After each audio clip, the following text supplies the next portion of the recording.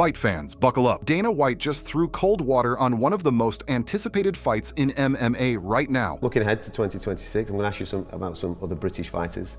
We all love Paddy the Baddy. There's talk at home that we think that he's ready to challenge for the top prize, the title against Ilya. We know that those two guys have got a dislike for each other, let's just say, and it would make a fantastic fight. Is that something that you're exploring for the start of next year? We're always exploring lots of different things.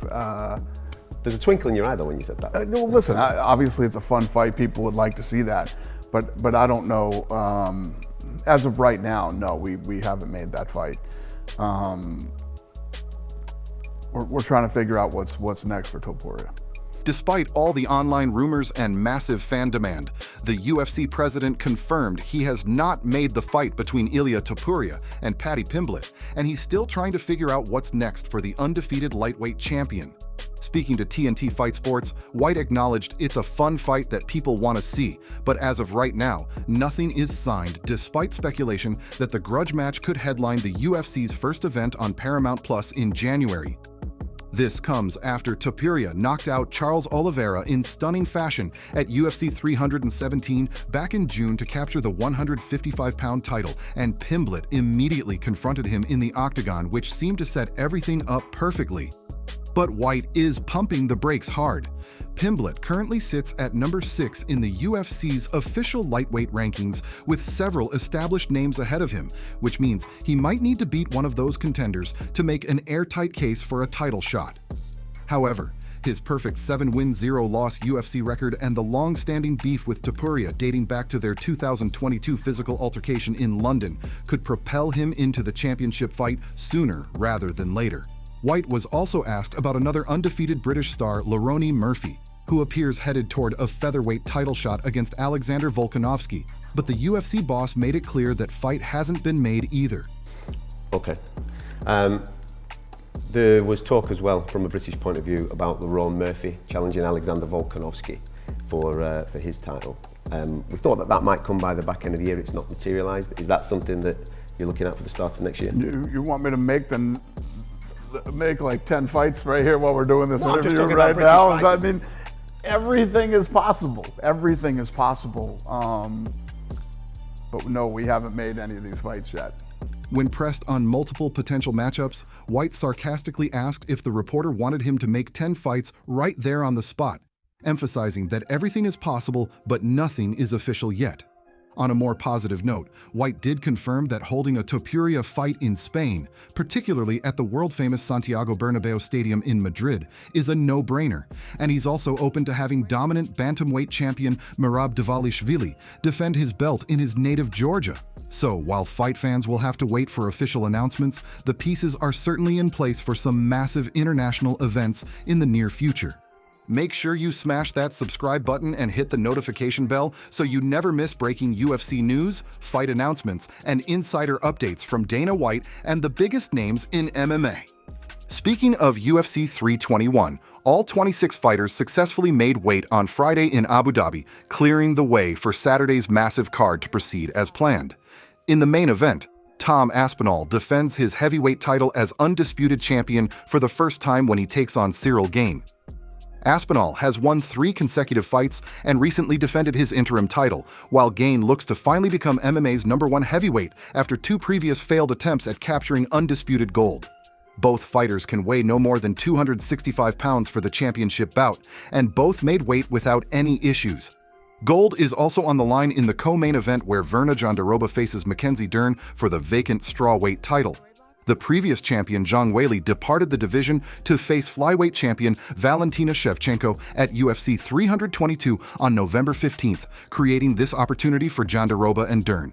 Interestingly, these 2 contenders have fought once before, with Dern defeating Jandiroba by unanimous decision back in December 2020.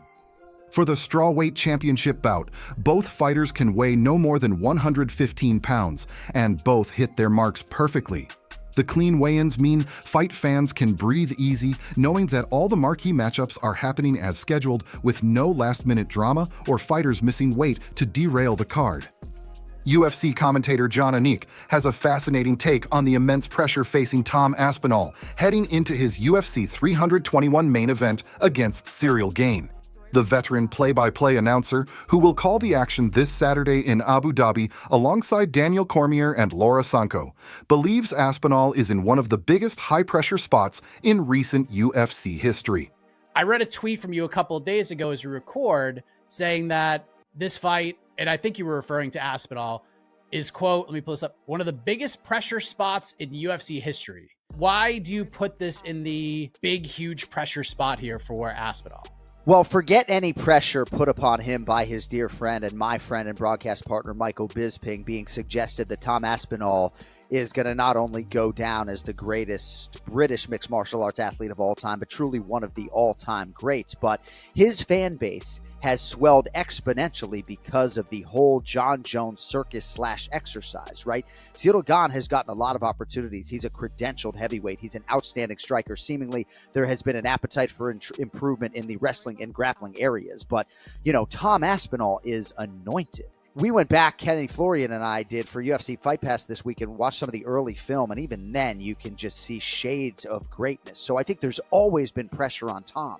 But because he didn't get the John Jones fight, and because he's now the undisputed UFC heavyweight champion, never mind the fact that he's a 4-1 favorite, in this crazy sport, could you imagine, as we're all doing our podcasts and shows and talking about Tom Aspinall not holding serve as the favorite? It would be crazy, I think, in any other sport, right? 4-1 favorites don't lose very often in sports.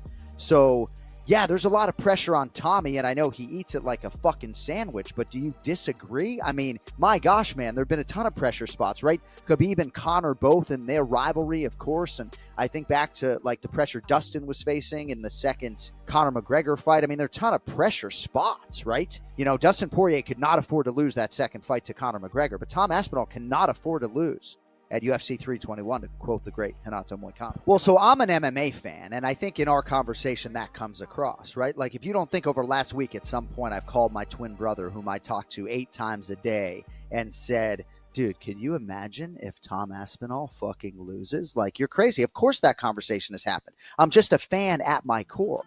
It would be insane.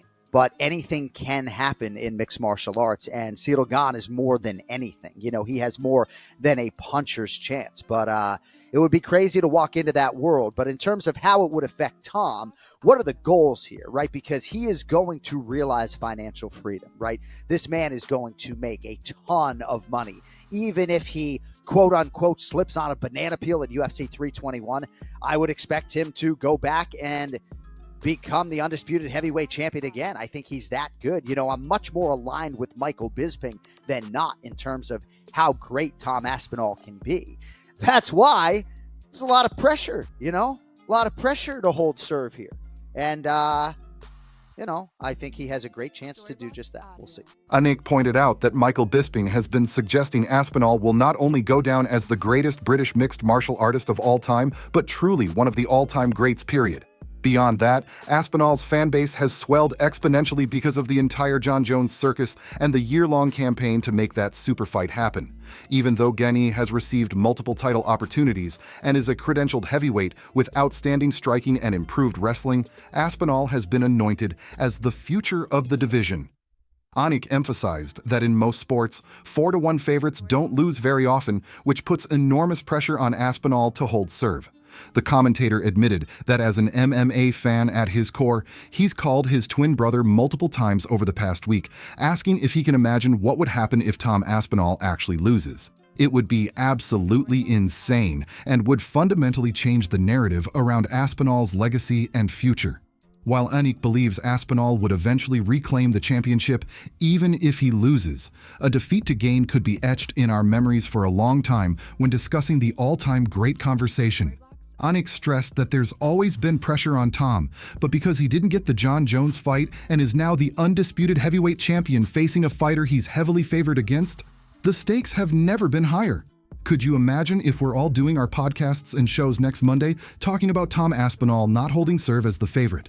That's the pressure cooker environment Aspinall is walking into this Saturday. In a lighter moment that went viral on social media, Jon Jones and professional boxer Ryan Garcia had a hilarious face-off that perfectly illustrated just how massive the former heavyweight champion really is. The context appears to be related to promotion for dirty boxing, but regardless of the reason, the interaction was comedy gold. Garcia pretended he wanted the smoke with Jones, acting tough and ready to throw down until he got face-to-face with the MMA legend and realized the enormous size difference between them. Jones towers over Garcia, and the reality check hit the boxer instantly. Garcia quickly backed off, acknowledging the smart decision to not actually want any problems with one of the greatest mixed martial artists of all time, who also happens to be a legitimate heavyweight. John, get over me. You know you only. Nah, I don't need that handshake. I don't need that handshake. You know you only box, right? That's fine. You know you only box. Oh, get off me. Okay, that's cool. Get off me. Kinda, you like, boy. that's funny. You like. The video serves as a perfect reminder that Jon Jones is absolutely massive in person, and his physical dimensions combined with his otherworldly skill set make him one of the most intimidating combat sports athletes on the planet. While it was all in good fun and nobody was actually planning to fight, the moment gave fans a great visual representation of why Jones was so dominant for so long and why his move to heavyweight made so much sense. The interaction between the two athletes quickly went viral across social media platforms, with fans from both boxing and MMA communities enjoying the lighthearted exchange and Garcia's hilarious reaction when confronted with Jones's sheer size. Daniel Cormier believes Jon Jones made a massive mistake by not fighting Tom Aspinall when he had the chance, and the former two-division UFC champion has a very specific reason why. Speaking directly to Aspinall on his YouTube channel, Cormier explained that the timing would have been perfect for Jones to face the English heavyweight before Aspinall gains the critical experience of fighting a full 25 minutes. Aspinall has the shortest average fight time in UFC history at just 2 minutes and 2 seconds. Aside from Andrei Arlovski, the heavy-handed champion has never left the first round inside the UFC octagon, which leaves legitimate questions about how he'd fare across 5 full rounds of championship action. Cormier used Francis Ngannou as the perfect example, explaining that the Predator could not fight 25 minutes until he went out and actually did it against Stipe Miocic in their first fight, where he exhausted himself. But after experiencing that championship distance once, Ngannou was then able to fight 25 minutes effectively and went on to defeat Miocic in their rematch. DC emphasized that we simply don't know what 25 minutes with Tom Aspinall looks like, and that unknown should give opponents confidence that right now is the ideal time to fight him in a long battle. Once Aspinall experiences that unique championship distance fatigue and understands what it takes to compete for 5 full rounds, he'll have overcome one of the last remaining questions about his game. Cormier told Aspinall straight to his face that Jones made a huge mistake by not fighting him before he gets that invaluable experience. The commentary legend believes that if Aspinall goes 25 minutes and still wins, he'll understand championship fatigue in a way he never has before, and that experience will only make him more dangerous moving forward. Jon Jones has made it to the championship distance 8 times in his illustrious 30-fight career, giving him a massive experience advantage in 5-round fights, which is precisely why Cormier thinks Jones should have capitalized on that advantage before Aspinall closes that gap. Now, if Aspinall successfully defends against Gane and gains that championship experience, any future opponent will face an even more complete and battle-tested version of the English destroyer. Don't forget to smash that like button, drop your thoughts in the comments, and subscribe to the channel for daily UFC news, breaking stories, and expert analysis. Are you picking Aspinall to dominate Gane on Saturday, or do you think the pressure could get to him? Will we ever see Jones come back to fight Aspinall, or has that ship sailed? Let us know what you think, and we'll catch you in the next one.